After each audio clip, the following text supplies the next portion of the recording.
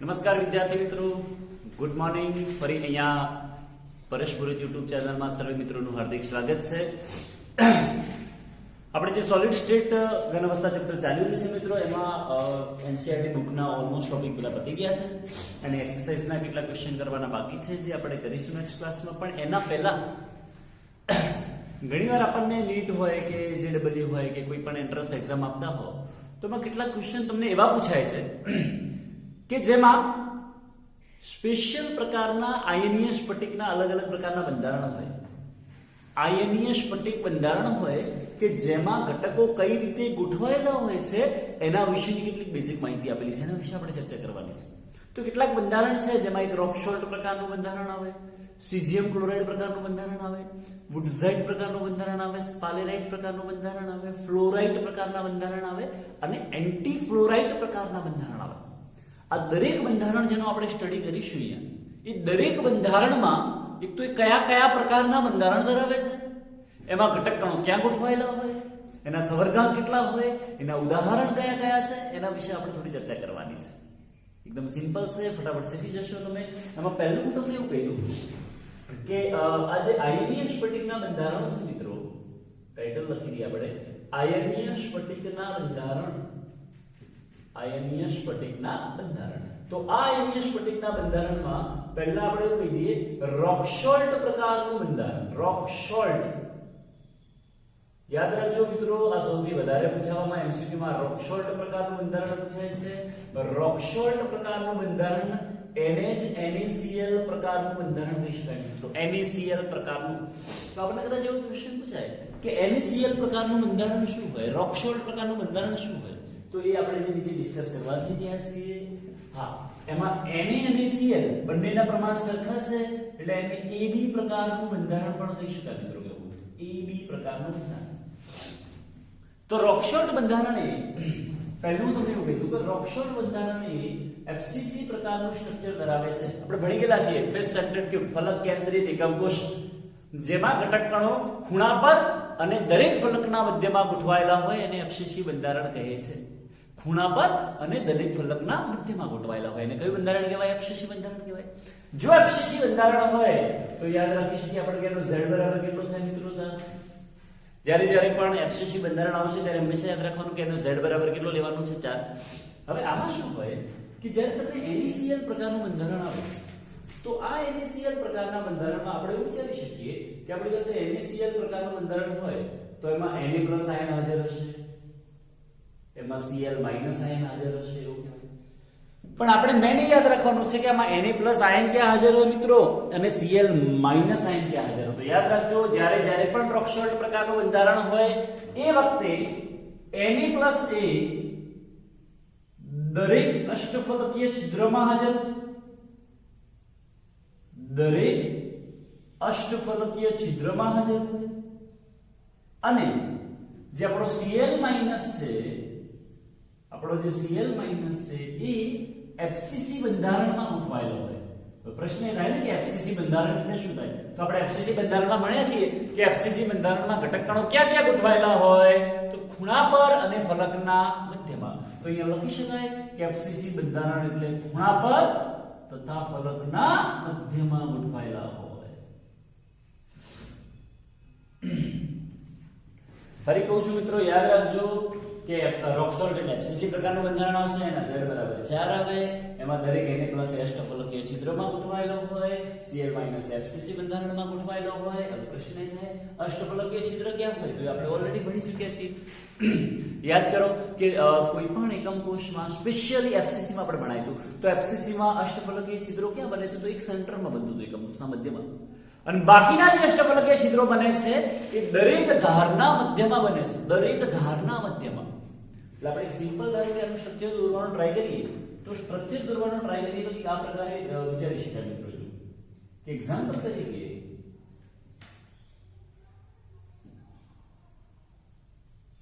ધારો કે આપણે કોઈ એકમ કોષ NaCl નો દોર્યો છે અને મારે એમાં Na પ્લસ ને Cl માઈનસ દર્શાવવા છે, તો તમે લોજિકલી થોડું વિચારી શકો છો કે Na પ્લસ દરેક અષ્ટફલકીય છિદ્રમાં એટલે એક તો સેન્ટરમાં હશે, બાકીના દરેક આ જે ધાર દેખાય છે તમને આ ધાર હોય એ ધારની સેન્ટરમાં કોણ હોય Na+, આ જે ધાર દેખાય છે એની સેન્ટરમાં કોણ હોય Na+, આ જે ધાર દેખાય છે એની સેન્ટરમાં કોણ હોય Na+, આ જે ધાર દેખાય છે એની સેન્ટરમાં કોણ હોય Na+, દરેક ધારના મધ્યમાં Na+ આયન હાજર છે. અને Cl- આયન એ ખૂણા પર અને ફલકના મધ્યમાં, ધારો કે આપણે સર આવું ડિસ્કશન કરીએ કે અહીંયા કોણ હશે તો Cl, એ કોઈ ધાર ખરી, કોઈ એક જ ધારનું ડિસ્કશન કરીએ અને એ જ ધાર પ્રકારનું નિરૂપણ આખા બધામાં આવશે. તો અહીંયા વિચારી લઈએ Cl- હશે, અહીંયા વિચારી લઈએ Cl- હશે, અહીંયા વચ્ચે શું હોય Na+. ચલો બધા જેમ દોરવાનો પ્રયત્ન કરીએ કે આપણે Cl- કહી દઈએ, અહીંયા પણ હું એવું કહી દઉં કે ભાઈ Cl- આયન હાજર હોય, વચ્ચે એવું કહી દઈએ Na+ આયન હાજર હોય. હવે તમે વિચારી શકો ને કે આટલાથી આટલો જે અંતર છે મિત્રો, આટલાથી આટલા સુધીનું અંતર, તો આ જે અંતર છે ને તો ધારની લંબાઈ કહી શકાય. અને ધારની લંબાઈ માટે સંજ્ઞા કઈ વાપરીએ છીએ આપણે? a વાપરીએ છીએ. તો આ જે છે ને ધારની લંબાઈ કહેવાય. આ કયા પ્રકારનું બંધારણ બની રહ્યા છે મિત્રો? આપણે NaCl પ્રકારનું બંધારણ બની રહ્યા છે. તો આ NaCl પ્રકારના બંધારણમાં તમે એવું જોઈ શકો છો અહીંયા મિત્રો કે આપણી આ અહીંયા જે આજુબાજુમાં Cl- ગોઠવાયેલો છે અને વચ્ચે Na+ ગોઠવાયેલો છે. હવે જો આ ધારની લંબાઈ માટે મારે લખવું હોય તો આ એક ત્રિજ્યા હશે, એક આ બીજી ત્રિજ્યા હશે અને અહીંયા વચ્ચે બે ત્રિજ્યાઓ આવશે. આ જે Na+ આયન હાજર છે આ Cl- છે, આ જે આયન છે પણ Cl- આયન હાજર છે. તો આખા ધારની લંબાઈની જો ચર્ચા કરવા જઈએ આટલાથી આટલા સુધીની, તો એમાં બે ત્રિજ્યાઓ Cl- ની આવે ને બે ત્રિજ્યાઓ Na+ ની આવે. એટલે એવું લખી શકાય કે ધારની લંબાઈ બરાબર, મિત્રો અહીંયા ધ્યાનથી સાંભળજો, યાદ રાખજો ખાસ, ધારની લંબાઈ બરાબર આવું લખી દઈએ આપણે 2 r of Na+ વત્તા 2 r of Cl-. આવું લખી શકાય કારણ કે Na+ ની બે ત્રિજ્યા આવે છે અને Cl- ની બે ત્રિજ્યા આવે છે. તો = આવું પણ લખી શકાય, 2 કોમન કાઢી લઈએ, r of Na+ વત્તા r of Cl-. આવું લખી શકાય. તો જ્યારે પણ રોકશોલ્ટ પ્રકારના બંધારણમાં આપણને ધારની લંબાઈ શોધવાની પૂછાય મિત્રો, જ્યારે પણ રોકશોલ્ટ પ્રકારના બંધારણમાં આપણને ધારની લંબાઈ શોધવાની પૂછાય છે તો યાદ રાખજો Na+ અને Cl- ની ત્રિજ્યાનો સરવાળો કરવાનો અને એને ગુણ્યા 2 કરવાનો. અથવા ઘણી વાર એવું પૂછાય આમાંથી કે ચલો ભાઈ Na+ અને Cl- વચ્ચેનું અંતર શોધો. તો તમે વિચારી શકો કે આટલાથી માંડી અને આટલા સુધીનું જે અંતર છે આ અંતર એટલે Na+ અને Cl- વચ્ચેનું અંતર થઈ જાય મિત્રો. તો એ કેટલું હશે? તો એ ધારની લંબાઈ કરતા અડધું થઈ જાય, a/2. તો જો r એટલે આવું લખી શકાય r Na+ + r Cl-. તો આવું પણ એક શોધી શકાય શું હોય તો therefore r Na+ + r Cl- is equal to a/2 પણ શોધી શકાય. આ પણ ક્વેશ્ચનમાં ઘણીવાર મિત્રો આપણને પૂછાય છે કે ભાઈ Na+ અને Cl- વચ્ચેનું અંતર શોધો, અથવા તો એવું પૂછાય આપણને કે ધન આયન અને ઋણ આયન વચ્ચેનું જે અંતર શોધવાનું છે એ શોધી કાઢો. તો એમાં a/2 જેટલું શોધવાનું. ધારની લંબાઈ આપેલી છે, કદાચ ના આપેલી હોય, ત્રિજ્યાઓ આપેલી હોય તો ધારની લંબાઈ શોધી શકાય, ધારની લંબાઈ આપેલી હોય તો ત્રિજ્યાઓ શોધી શકાય. એકદમ સિમ્પલ છે. આ કયા પ્રકારનું બંધારણ બની રહે છે મિત્રો? આપણે રોકશોલ્ટ જે FCC પ્રકારનું હોય, Z = 4 હોય. મેઈન વસ્તુ છે બીજી એક એની કે સવર્ગાંક કયા હોય અથવા કેટલા હોય. ચલો અહીંયા લખી દઈએ કે આવા સંયોજન હોય એમાં ધનાયન અને ઋણાયનના સવર્ગાંક કેટલા હશે? Na+ નો સવર્ગાંક કેટલો હોય, Cl- નો સવર્ગાંક કેટલો હોય? દર કોઈ પણ આ તમે વિચારશો ને, એક્ઝામ્પલ તરીકે Na+ છે તો આ જે Na+ છે એ આજુબાજુમાં 6 Cl- થી સંકળાયેલો હોય, 1 2 3 4 એ રીતે એક આપણી બાજુ હોય, એક પેલી બાજુ હોય, 6 સવર્ગાંક આવે. Cl- માં પણ 6 આવે. તો એવું લખી શકાય કે Na+ હોય, હું એવું લખી દઉં કે Na+ જેમ Cl- બંનેનો સવર્ગાંક લખવો હોય તો મારે શું લખી શકાય? 6 જેમ 6 લખી શકાય. આ યાદ રાખજો મિત્રો, MCQ પૂછાય છે સ્પેશિયલ કે ધારો કે ધનાયન અને ઋણાયનનો સવર્ગાંક જણાવો, તો ધનાયન અને ઋણાયનનો જે સવર્ગાંક છે કેટલો યાદ રાખવાનો આપણે? 6 જેમ 6 યાદ રાખવાનો. ઓકે. હવે જનરલી આપણને એક્ઝામ્પલ પૂછાતા હોય તો આ કયા સંયોજનમાં જનરલી આ પ્રકારના રોકશોલ્ટ પ્રકારનું બંધારણ જોવા મળે છે? તો જ્યારે પણ આવા એક્ઝામ્પલ્સ પૂછાય છે મિત્રો, તો હું એક્ઝામ્પલ લખી દઉં કેટલાક. તો કયા સંયોજનમાં જોવા મળે છે? તો લખી દો lithium sodium potassium, lithium sodium potassium and રુબિડિયમના હેલાઇડ સંયોજનોમાં. જોજો મિત્રો શું લખ્યું છે, લિથિયમ સોડિયમ પોટેશિયમ રુબિડિયમ નથી લખ્યું. લિથિયમ સોડિયમ પોટેશિયમ અને રુબિડિયમના હેલાઇડ સંયોજનમાં એક તો આ જોવા મળે છે. એના સિવાય પણ કેટલાક જોવા મળે છે સિલ્વર વાળામાં, AgF હોય, પછી EgCl છે, EgBr છે. તો આ પ્રકારના જ્યારે બધા એક્ઝામ્પલ હોય છે, બીજા પણ એક્ઝામ્પલ્સ આવે છે, તો આ પ્રકારના સામાન્ય રીતે જ્યારે એક્ઝામ્પલ્સ હોય તો એમાં રોકસોલ્ટ પ્રકારનું બંધારણ જોવા મળે છે. તો રોકસોલ્ટ એટલે મિત્રો તમે સમજી શકો છો FCC પ્રકારનું બંધારણ Z બરાબર 4 થાય. આ મેન યાદ રાખવાનું કે કોણ ક્યાં ગોઠવાયેલું હોય છે, કયા આયન ક્યાં ગોઠવાયેલા હોય છે. ઘણીવાર એવો પણ ક્વેશ્ચન પૂછાય કે રોકસોલ્ટ પ્રકારના બંધારણમાં Na+ આયન કેટલી જગ્યાએ ગોઠવાયેલો છે, કેટલા સ્થાન પર ગોઠવાયેલો છે. હવે આપણે દરેક અષ્ટફલકીય ચિત્રમાં તો હવે અષ્ટફલકીય ચિત્ર એક તો સેન્ટરમાં બને છે અને બાકીના દરેક ફલકના મધ્યમાં બને છે. તો એ ફલક કેટલી હોય આપણી પાસે 12 અને એક સેન્ટરમાં એટલે કુલ 13 જગ્યાએ હોય તો એવું લખી શકાય કે આ કુલ 13 સ્થાન પર હોય. કેટલા સ્થાન પર હોય? 13 સ્થાન પર. મારે FCC બંધારણમાં Cl- ગોઠવાયેલો હોય તો ખૂણા કેટલા? 8, ફલકના મધ્યમાં 6 એટલે કુલ કેટલા સ્થાન પર હોય? 14 સ્થાન પર ગોઠવાયેલો હોય. આવું કહી શકાય. કેટલા સ્થાન પર ગોઠવાય મિત્રો? 14 સ્થાન પર. તો આ સેને ડિસ્કશન કરી. પહેલી આપણે મિત્રો રોકસોલ્ટ પ્રકારના બંધારણ જેને AB પ્રકારનું અથવા NaCl પ્રકારનું બંધારણ કહી શકાય. ચલો બીજું એક્ઝામ્પલ છે આપણી પાસે સીઝિયમ ક્લોરાઇડ પ્રકારનું બંધારણ. સીઝિયમ ક્લોરાઇડ પ્રકારનું બંધારણ એને પણ એવું કહી શકાય.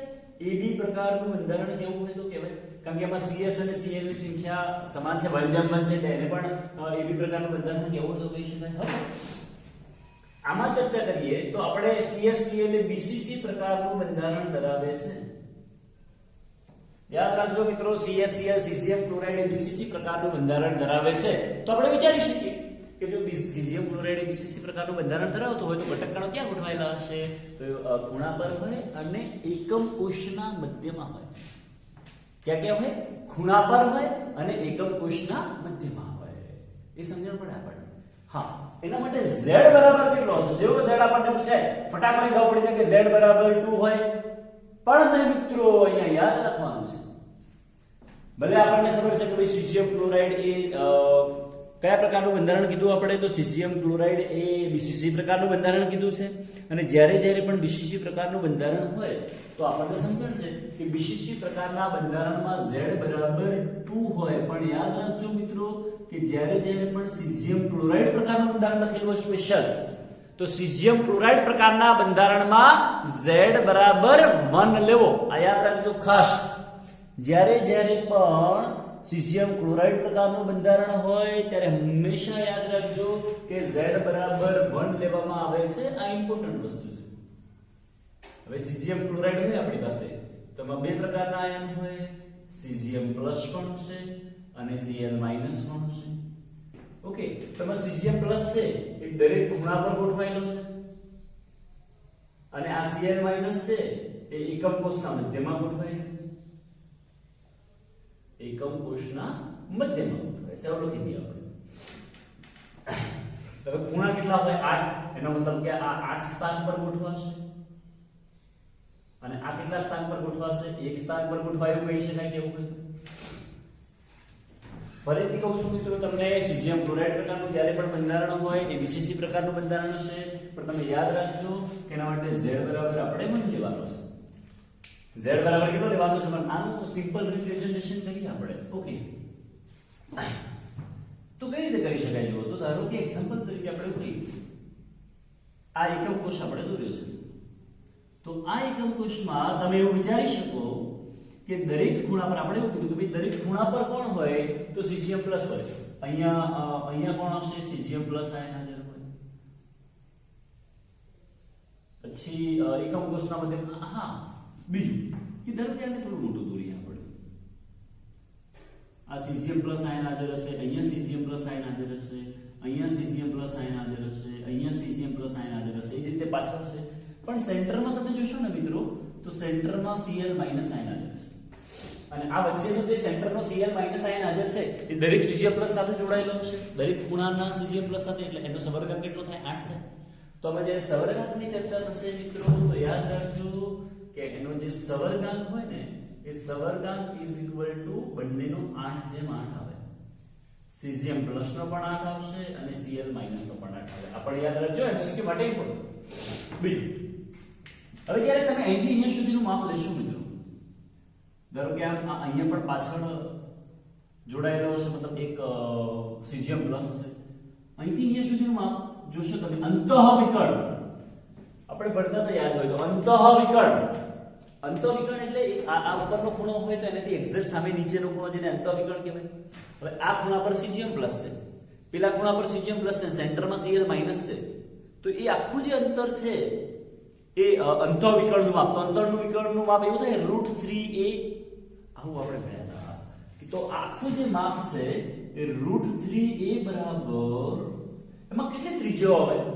આમાં વચ્ચેવાળાની બે ત્રિજ્યા આવશે, એક આ બાજુની ત્રિજ્યા આવે, એક આ બાજુની ત્રિજ્યા આવે, એવું લખી શકાય. 2 cgm પ્લસ ની ત્રિજ્યા વત્તા 2 cl માઈનસ ની ત્રિજ્યા, એવું લખી શકાય મિત્રો, લખવું હોય. અથવા એવું લખી શકાય 2 r પ્લસ વત્તા 2 r minus is equal to √3a લખવું હોય તો લખી શકાય. કે બે ધનાયનની ત્રિજ્યાઓ, કારણ કે એવું જરૂર નથી કે CSCL જ હોય, બીજા એક્ઝામ્પલ પણ જરૂરી છે ને, જેમ કે અહીંયા NaCl દરેક વખતે હોય જરૂર નથી, આમાંથી કોઈ પણ હોઈ શકે છે એની જગ્યાએ. એ જ પ્રકારે સીજીએમ ક્લોરાઇડની જગ્યાએ કોઈ ધનાયન હોય અને ઋણાયન હોય, એના એક્ઝામ્પલ્સ આપણે લખાઈ દઈએ છીએ. હવે એવું કહેવામાં આવે, ઘણીવાર આપણને ક્વેશ્ચન પૂછાય કે સીજીએમ ક્લોરાઇડ પ્રકારના બંધારણમાં ધનાયન અને ઋણાયન વચ્ચેનું અંતર શોધો. તો જે આપણે અહીંયાથી અહીંયા સુધીનું અંતર શોધવાનું થાય તો અંતઃવિકર્ણનું અડધું માપ થાય, એટલે આ 2 આમ આવી જાય, તો therefore r પ્લસ વત્તા r minus is equal to √3a/2 થશે મિત્રો. કે ધનાયન અને ઋણાયન વચ્ચેનું જે અંતર છે એ √3a/2 જેટલું થાય. કોના જેટલું થાય મિત્રો? √3a/2 જેટલું થાય. અત્યારે જે આપણે ડિસ્કશન કરી રહ્યા છીએ મિત્રો, એ સીજીએમ ક્લોરાઇડ પ્રકારનું બંધારણ છે, જે વિશિષ્ટ પ્રકારનું હોય. આ ખાસ યાદ રાખો, ફરી કહી દઉં છું કે કયા આયન ક્યાં ગોઠવાયેલા હોય. એના એક્ઝામ્પલ્સ લખવા હોય તો સીજીએમ ક્લોરાઇડ પ્રકારના સંયોજનના કેટલાક એક્ઝામ્પલ્સ લખી દઉં છું મિત્રો. તો એના એક્ઝામ્પલ્સમાં આવશે તમને સીજીએમના હેલાઇડ, સીજીએમના હેલાઇડ સંયોજનો. એના સિવાય પણ કેટલાક એક્ઝામ્પલ છે, TL, thallium chloride, thallium bromide, આ બધા એના એક્ઝામ્પલ છે. કયા પ્રકારના એક્ઝામ્પલ છે? તો સીજીએમ ક્લોરાઇડ પ્રકારના, જેમાં 1:1 પ્રકારનું અથવા AB પ્રકારનું બંધારણ પણ કહેવાય. એનો સવર્ગાંક આપણે યાદ રાખી શકીએ, 8:8 હશે. એક્ઝામ્પલ છે આપણે લખવાનું. ઓકે, તો આપણે અત્યાર સુધી મિત્રો બે પ્રકારના બંધારણ જોયા છે, એક રોક સોલ્ટ પ્રકારનું બંધારણ અને બીજું સીજીએમ ક્લોરાઇડ પ્રકારનું બંધારણ. તો ફટાફટ નોટબુકમાં નોટ ડાઉન કરી લેશો, ત્યારબાદ બીજા બંધારણ સ્ટડી કરીએ. ફટાફટ નોટ ડાઉન કરો.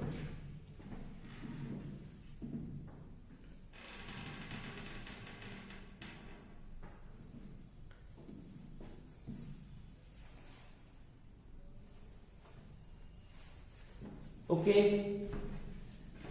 ચલો આ મિત્રો પછી તમે શાંતિથી ધ્યાનથી એનો અભ્યાસ કરી શકો છો. આપણે થોડું એને ફટાફટ સ્ટડી કરી લઈશું. જનરલી એનસીઈઆરટી બુકમાં આના કોઈ ખાસ ટોપિક આપેલા નથી, પણ છતાં પણ તમને આના ક્વેશ્ચન્સ પૂછાય છે, અને ક્વેશ્ચન પૂછાતા હોય એટલે આપણે આને યાદ રાખવું જરૂરી છે. એમસીક્યુ માં સોલ્વ કરવા માટે કામ આવશે તમને મિત્રો. ઓકે, ત્યારબાદ હવે નેક્સ્ટ છે આપણી પાસે ત્રીજું બંધારણ છે ZnH, અથવા એવું કહેવાય ઝિંક બ્લેન્ડ પ્રકારનું બંધારણ. ઝિંક બ્લેન્ડ પ્રકારનું બંધારણ.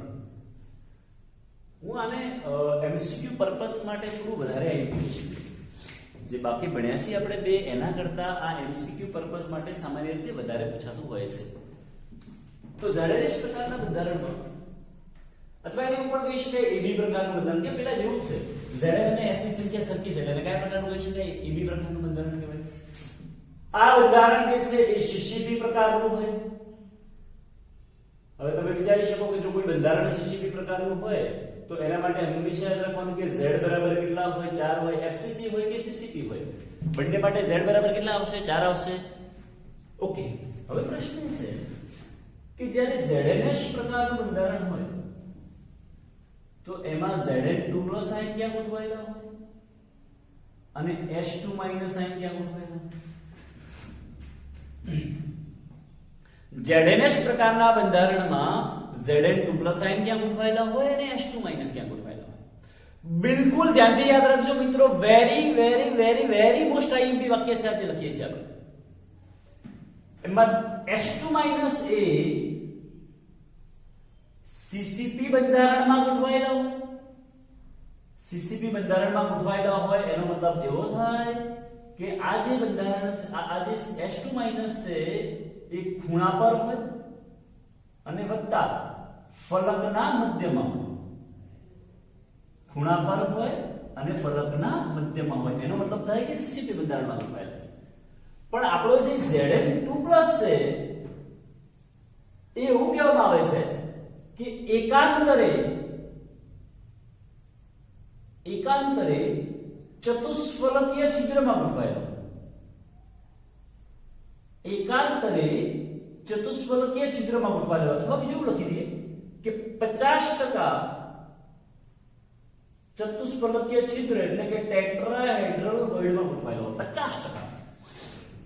આ સમજીએ શું કહેવામાં આવે છે. બિલકુલ અગત્યનું છે એટલા માટે કે ધારો કે આપણે કીધું કે ZnS એ CCP પ્રકારનું બંધારણ ધરાવે છે. હવે CCP પ્રકારનું બંધારણ ધરાવતું હોય તો Z બરાબર 4 હોય, તો અષ્ટફલકીય છિદ્રોની સંખ્યા 4 હોય, પણ ચતુષ્ફલકીય છિદ્રોની સંખ્યા 8 થઈ જાય મિત્રો. અષ્ટફલકીય જેટલા પરમાણુ હોય એટલા જ હોય અને એના કરતા બમણા કોણ હોય તો ચતુષ્ફલકીય છિદ્રો હોય. તો અહીંથી તમે વિચારી શકો કે Zn2 એકાંતરે ચતુષ્ફલકીય છિદ્રમાં, એટલે બધા નહીં, એક છોડીને એક છોડીને એટલે 8 માંથી 4 જ ચતુષ્ફલકીય છિદ્રમાં જો ગોઠવાયેલા છે. આની સંખ્યા 4 હોય અને આ ખૂણા અને ફલકના મધ્યમાં આની સંખ્યા પણ 4 થાય, એટલે 4 જેમ 4 એટલે આમ ટોટલ કેવું હોય તો આની સંખ્યા પણ 4 થશે, આની સંખ્યા પણ 4 થશે. કારણ કે Z બરાબર કેટલો આવે છે 4 આવે છે. આ ઇમ્પોર્ટન્ટ છે, યાદ રાખજો ખાસ. ઓકે, બીજી ચર્ચા કરી લઈએ કે આ પ્રકારના જ્યારે સંયોજન હોય તો એમાં સવર્ગાંક કેટલો જોવા મળે છે. તો હવે તમે લોજિકલ થોડું પ્રેક્ટિકલી વિચારી શકો કે આ Zn2 જે છે આપણો એ Zn2 આને ક્યાં ગોઠવાયેલો છે તો ચતુષ્ફલકીય છિદ્રમાં. હવે આપણે પહેલા ભણ્યા હતા કે ચતુષ્ફલકીય છિદ્ર જે છે એનો સવર્ગાંક 4 હોય તો એમાં જે ગોઠવાયેલો હોય એનો સવર્ગાંક પણ 4 થાય. એટલે Zn2 નો સવર્ગાંક Zn2 જેમ H2 માઇનસ બંનેનો સવર્ગાંક લખવો હોય તો યાદ રાખજો મિત્રો આમાં કેટલો થશે 4/4. રોક સોલ્ટમાં 6/6 આવે છે, સીઝિયમ ક્લોરાઇડમાં 8/8 આવે છે અને ZnS એટલે કે ઝિંક બ્લાઇન્ડ પ્રકારના બંધારણમાં 4/4 આવે છે. યાદ રાખજો મિત્રો. અને આ જે ઝિંક બ્લાઇન્ડ પ્રકારનું બંધારણ છે એને જ બીજું નામ આપવું હોય તો સ્પાલેરાઇટ પ્રકારનું બંધારણ પણ કહેવાય. સ્પાલેરાઇટ કયા પ્રકારનું બંધારણ કહેવાય મિત્રો? સ્પાલેરાઇટ. પણ જો હું સ્પાલેરાઇટની જગ્યાએ આ ચલો પછી લખીએ ના એક્ઝામ્પલ. સ્પાલેરાઇટની જગ્યાએ કદાચ એવું લખી દઉં છું કે વુડઝાઇટ પ્રકારનું બંધારણ. સ્પાલેરાઇટની જગ્યાએ શબ્દ એક બીજો વાપરી દઈએ વુડઝાઇટ. આની અંદર જ છે મિત્રો બીજો એક શબ્દ વાપરી દઈએ છીએ આપણે વુડઝાઇટ પ્રકારનું બંધારણ. તો ZnS પ્રકારનું બંધારણ હશે મિત્રો. તો બંનેમાં ફરક શું? આ ZnS ઝિંક બ્લેન્ડ છે, આ ZnS વુડઝાઇટ, પણ બંનેમાં ફરક શું કે અહીંયા CCP પ્રકારનું બંધારણ હોય પણ વુડઝાઇટ એ HCP પ્રકારનું બંધારણ હોય. આ યાદ રાખજો મિત્રો, હેક્સાગોનલ ક્લોઝ પેકિંગ. વુડઝાઇટ એ હેક્સાગોનલ ક્લોઝ પેકિંગ પ્રકારનું બંધારણ છે. એટલે એવું કહી શકાય કે એનો Z બરાબર થોડો બદલાશે, કે એનો Z બરાબર શું થઈ જાય 6 થઈ જાય. હવે હેક્સાગોનલ ક્લોઝ પેકિંગ પ્રકારનું બંધારણ છે તો એમાં આપણે જે ZnS છે એમાં Zn2 ક્યાં ગોઠવાયેલો હોય અને Cl અને H2 ક્યાં ગોઠવાયેલો હોય. Zn2 ક્યાં ગોઠવાયેલો હોય અને H2 ક્યાં ગોઠવાયેલો હોય. તો Zn2 જે છે એ એકાંતરે સેમ પેલાના જેમ જ એકાંતરે ચતુષ્ફલકીય છિદ્રો ટેટ્રાહેડ્રલ વોઇડમાં ગોઠવાયેલો હોય અને H2 છે એ HCP બંધારણમાં હોય. ક્યાં ગોઠવાયેલા હોય મિત્રો? HCP બંધારણમાં. એના સવર્ગાંક લખવા હોય તો આના પણ એક આવશે કારણ કે આ ચતુષ્ફલકીય છિદ્રોમાં એટલે 4/4 જ આવે. આનો પણ સવર્ગાંક લખવો હોય તો સેમ જ આવશે, કોઈ ફેરફાર નહીં. સવર્ગાંક લખવા હોય તો યાદ રાખજો મિત્રો 4/4 આવશે. આના ખાલી ફરક શું છે આ બંને બંધારણમાં કે જ્યારે સ્પાલેરાઇટ આવે અથવા ઝિંક બ્લેન્ડ આવે તો એ વખતે Z બરાબર 4 આવે છે અને CCP આવે છે. ક્યાં ગોઠવાયેલા હોય છે? સેમ છે. જ્યારે તમે એની જગ્યાએ વુડઝાઇટ બંધારણ લઈ લો છો તો HCP પ્રકારનું આવે છે જેના માટે એનો Z બરાબર 6 થઈ જાય. એટલે આ બે વસ્તુ બદલાય. એના એક્ઝામ્પલ પણ બંનેના છે. આ બંને ઘટનાઓ સમાન પ્રકારના એક્ઝામ્પલમાં જોવા મળી છે. એ એક્ઝામ્પલ જો લખી કે બંનેના એક્ઝામ્પલ કોમન છે તો બંનેના એક્ઝામ્પલ ભેગા છે અહીંયા લખી દઈએ કે ભાઈ ZnH પ્રકારના જે બંધારણ છે એમાં BeO beryllium oxide calcium oxide પછી AgI માં પણ જોવા મળ્યું છે યાદ રાખજો મિત્રો CuCl CuBr આ બધા પ્રકારના એક્ઝામ્પલ એ આપણને શેના એક્ઝામ્પલ છે તો વુડઝાઇટ અથવા તો વુડઝાઇટ અથવા તો ZnH પ્રકારના બંધારણ છે ઓકે તો મિત્રો અત્યાર સુધી આપણે આને આમ જ કવર કરી લઈશું એટલે ચાર પ્રકારના બંધારણ ભણી ગયા પહેલું ભણ્યા હતા રોકસોલ્ટ પ્રકારનું બંધારણ બીજું ભણ્યા હતા સીઝિયમ ક્લોરાઇડ પ્રકારનું બંધારણ ત્રીજું ભણ્યા છીએ ઝિંક બ્લેન્ડ અથવા સ્પાલેરાઇડ પ્રકારનું બંધારણ અને ચોથું ભણ્યા છીએ વુડઝાઇટ ચલો એના પછી નેક્સ્ટ આપણી પાસે આવે છે અહીંયા આપણે ચાર નંબર આપી દઈએ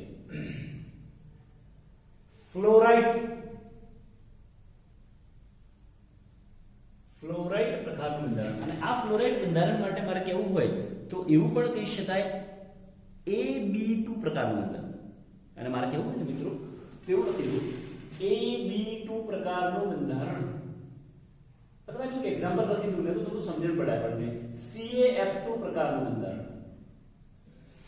ફ્લોરાઇડ જે છે અને આ કૌંસ નથી કૌંસ તો ખાલી અંદર દર્શાવતો AB2 અંદર દર્શાવી દે પછી કૌંસ એનો મતલબ કે આ A છે એટલે એની સંખ્યા 1 છે B2 છે તેની સંખ્યા 2 છે એટલે CF2 એવું કહી શકાય AB2 પ્રકારનું બંધારણ છે હવે આ AB2 પ્રકારનું બંધારણ જેને ફ્લોરાઇડ બંધારણ કહેવાય એમાં કોણ ક્યાં ગોઠવાયેલું છે એની ચર્ચા કરીશું આપણે આને થોડો યાદ રાખવાનો વધારે પ્રયત્ન કરજો સમજવાનો પણ થોડો પ્રયત્ન કરજો શું કહેવા માંગે છે થોડું બધા કરતા અલગ છે થોડું અલગ છે બધા કરતા અલગ એ રીતે છે કે ધારો કે આપણે એવું કહીએ કે ભાઈ આ ફ્લોરાઇડ પ્રકારનું બંધારણ છે પહેલા તો એવું કીધું કે સીસીપી પ્રકારનું બંધારણ ઓકે ચલો એ તો લખી દઈએ આપણે સમજણ પડી જાય એવું છે કે આ ફ્લોરાઇડ એ સીસીપી પ્રકારનું બંધારણ છે અને જો સીસીપી પ્રકારનું બંધારણ તો આપણને સમજણ પડે કે એના માટે Z બરાબર કેટલા હશે 4 હોવા જોઈએ સીસીપી પ્રકારના બંધારણમાં Z કેટલા હોય તો Z બરાબર 4 હોય એ સિમ્પલ છે આપણને સમજણ પડે એવું છે પણ હવે પ્રશ્ન એ છે કે આ જે ફ્લોરાઇડ પ્રકારનું બંધારણ છે એનો મતલબ કે CaF2 પ્રકારનું બંધારણ છે એમાં Ca2+ અને F- ક્યાં ગોઠવાયેલા હોય ત્યાંથી સાંભળ મતલબ ધનાયન ક્યાં ગોઠવાયેલા હોય અને ઋણાયન ક્યાં ગોઠવાયેલા હોય તો આપણે પહેલા એવું ભણી ગયેલા છીએ મિત્રો કે સામાન્ય રીતે એવું ભણ્યા છીએ કે સામાન્ય રીતે જ્યારે જ્યારે પણ ધનાયન અને ઋણાયન હોય તો એમાં ઋણાયનના કદ સામાન્ય રીતે મોટા હોય અને ધનાયનના કદ નાના હોય તો એ મોટા કદના જે ઋણાયનો હોય છે એ આપણે એવું ભણ્યા છીએ કે ક્લોઝ પેકિંગમાં ગોઠવાય અને નાના કદના જે ધનાયન હોય છિદ્રોમાં ગોઠવાય મોટા કદના ઋણાયન એ ક્લોઝ પેકિંગમાં ગોઠવાય એનો મતલબ કે F- એ ક્લોઝ પેકિંગમાં ગોઠવાવું જોઈએ અને Ca2+ ક્યાં ગોઠવાવું જોઈએ તો પેલા છિદ્રોમાં ગોઠવાવું જોઈએ પણ અહીંયા ફ્લોરાઇડ પ્રકારના જે બંધારણ છે એમાં યાદ રાખજો કે અહીંયા જે Ca2+ છે એનો મતલબ કે ધનાયન હોય એ સીસીપી બંધારણમાં ગોઠવાય છે ક્યાં ગોઠવાય છે મિત્રો સીસીપી બંધારણમાં અને F- છે એ દરેક અષ્ટફલકીય છિદ્રમાં ગોઠવાય છે ક્યાં ગોઠવાય છે મિત્રો દરેક અષ્ટફલકીય છિદ્રમાં આ ઇમ્પોર્ટન્ટ છે ખાસ યાદ રાખજો મિત્રો કે જ્યારે જ્યારે પણ ફ્લોરાઇડ પ્રકારનું બંધારણ હોય તો ફ્લોરાઇડ પ્રકારના બંધારણમાં ઓપોઝિટ છે ધનાયન એક્ચ્યુઅલી છિદ્રોમાં ગોઠવાતા હોય અને ઋણાયન ક્લોઝ પેકિંગમાં ગોઠવાતા પણ અહીંયા તમે જોઈ શકો છો ધનાયન ક્લોઝ પેકિંગમાં ગોઠવાય છે અને ઋણાયન છિદ્રોમાં ગોઠવાય છે ઓકે હવે આપણે એવું કહીએ કે ભાઈ CaF2 છે એમાં F- દરેક અષ્ટફલકીય છિદ્રમાં ગોઠવાયેલો હોય F- દરેક અષ્ટફલકીયમાં જે અષ્ટફલકીય છિદ્રમાં ગોઠવાયેલો હોય તો આપણે એવું કહીએ કે ચલો CaF2 છે એમાં આ F- એ અષ્ટફલકીય છિદ્રમાં ગોઠવાયેલો છે અને Ca2+ એ સીસીપી બંધારણમાં હવે આખું એનું બંધારણ વગેરે સ્ટડી કરવાનું જરૂર નથી મિત્રો હું ડાયરેક્ટ તમને સવર્ગાંક યાદ રાખેલું અને યાદ રાખી લેવાના ધારો કે સવર્ગાંક યાદ રાખવા હોય Ca2+ જેમ F- અથવા તો જેમ 2F- લખી દે તો સવર્ગાંક કેટલા આવશે પ્રશ્ન એમાં એકનો સવર્ગાંક 8 આવે છે અને બીજાનો સવર્ગાંક 4 આવે છે એકનો સવર્ગાંક 8 આવશે અને બીજાનો સવર્ગાંક 4 આવશે. તો યાદ રાખવાનું હંમેશા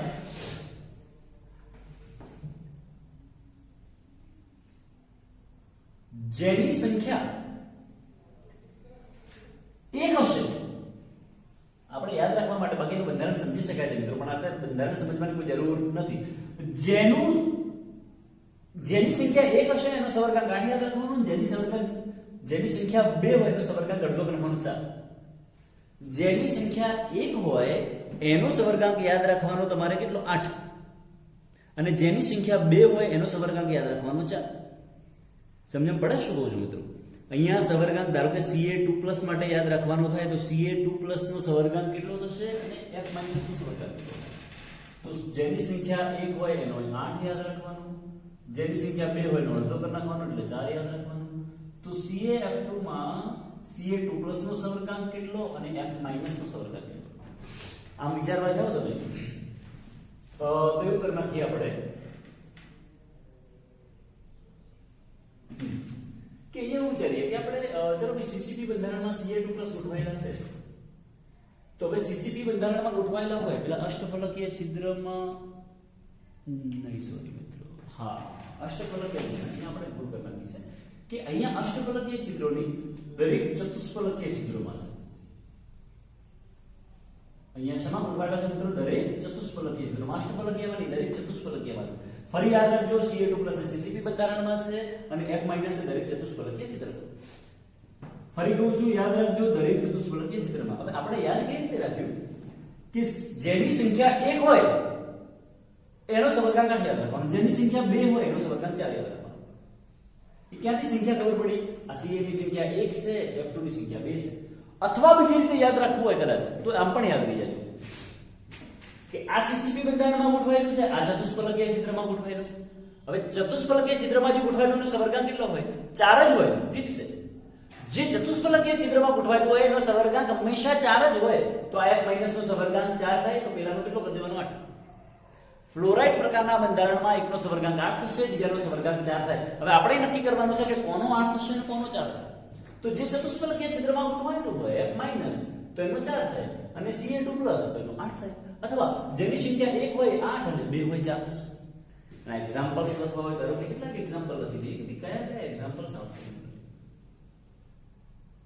તો ફ્લોરાઇડ પ્રકારના જે બંધારણ છે એના એક્ઝામ્પલ લખવા હોય તો કેટલાક આપેલા છે, લખી દઉં છું. BaCl2 એક્ઝામ્પલ્સ યાદ રાખજો મિત્રો. BaCl2, પછી SrCl2, BaF2,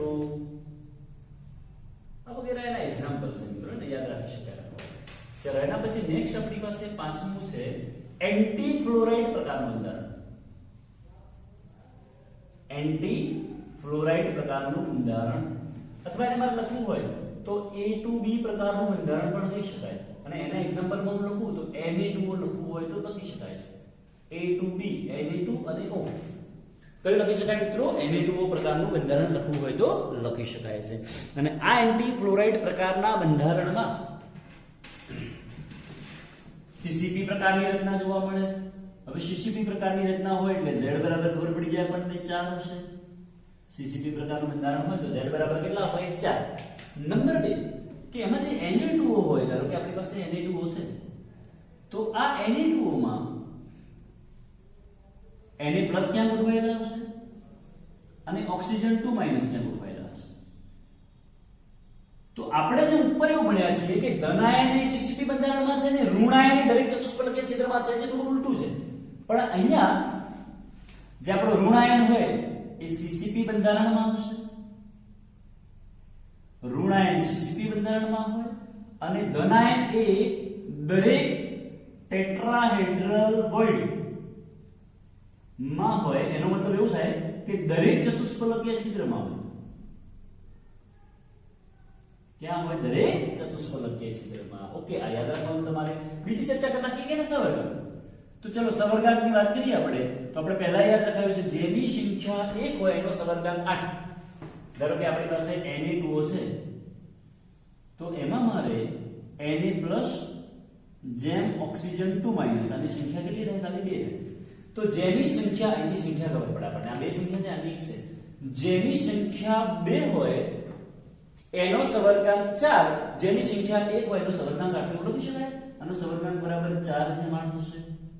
એનો મતલબ Na+ નો સવર્ગાંક 4 થાય અને ઓક્સિજન 2- નો સવર્ગાંક 8 થાય. અથવા આવું પણ કહી શકાય કે જે ચતુષ્ફલકીય છિદ્રમાં હશે એનો સવર્ગાંક 4 થાય. તો Na+ છે તો Na+ નો સવર્ગાંક કેટલો થાય? 4. તો પહેલાનો કેટલો થશે? 8. તો સવર્ગાંક યાદ રાખવાના, કોણ ક્યાં ગોઠવાયેલું છે યાદ રાખવાના, પરમાણુની સંખ્યા ખબર હોવી જોઈએ, કયા પ્રકારનું બંધારણ ધરાવે છે અને મેનલી એના એક્ઝામ્પલ્સ ખબર હોવી જોઈએ. તો એના એક્ઝામ્પલ્સમાં કેટલા દોરવા હોય તો કેવું લખી શકાય? એટલા લિથિયમ ઓક્સાઇડ હોય Li2, પછી Li2S આવશે મિત્રો, પછી Na2S, પછી K2O આપેલું છે આપણને, K2S છે. આ બધા એક્ઝામ્પલ્સ હતા. તો મિત્રો આ ટોપિક જનરલી વારંવાર ક્યાંક ને ક્યાંક JEE નીટ વગેરે એક્ઝામમાં પૂછાતો હોય છે, તો એને બહુ બિલકુલ ધ્યાનથી મિત્રો ખાસ સ્ટડી કરજો. ઇમ્પોર્ટન્ટ ટોપિક છે. હવે ત્યારબાદ નેક્સ્ટ ડે આપણો ક્લાસ હશે, એમાં આપણે એક્સરસાઇઝના જે ક્વેશ્ચન્સ બાકી છે એની NCERT એક્સરસાઇઝના ક્વેશ્ચન ડિસ્કસ કરીશું અને પછી આગળ વધીશું. તો લખી દો મિત્રો. Thank you.